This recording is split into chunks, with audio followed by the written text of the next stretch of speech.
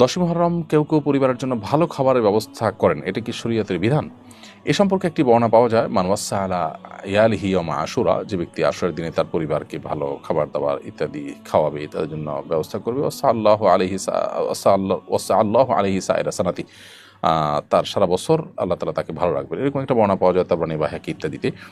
এ হাদিসের বিশুদ্ধতার ব্যাপারে বেশিরভাগ মুহাদ্দিসদের মন্তব্য হলো, এ হাদিসটি বিশুদ্ধতার মানদণ্ডে উত্তীর্ণ নয়। এ হাদিসের কোনো কোনো সনদকে একেবারে জাল পর্যায়ে, সেখানে এমন কোনো বর্ণাকারী রয়েছেন, এমন অবস্থা রয়েছে যেটাকে জাল পর্যায়ে বলেছেন অনেক ওলামা ইকরাম।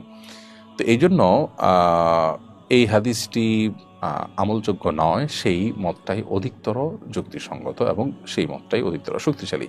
কেউ কেউ এটাকে আমলযোগ্য বলেছেন, আমাদের মহাদেশে অনেকে কোনো কোনো বর্ণা রয়েছে, সেই বর্ণাগুলোকে কোনো কোনো মুহাদ্দিসগণ গ্রহণযোগ্যতার লেভেল পর্যন্ত যায় বলেছেন, সেটার উপর আমল করার কথা বলেছেন। কিন্তু আমরা যেটা বললাম যে বেশিরভাগ গবেষক এবং যে সমস্ত গবেষকদের গবেষণা অধিকতর শক্তিশালী মনে হয়, সেটি হলো যে হাদিস গ্রহণযোগ্যতার মানদণ্ডে উত্তীর্ণ নয়।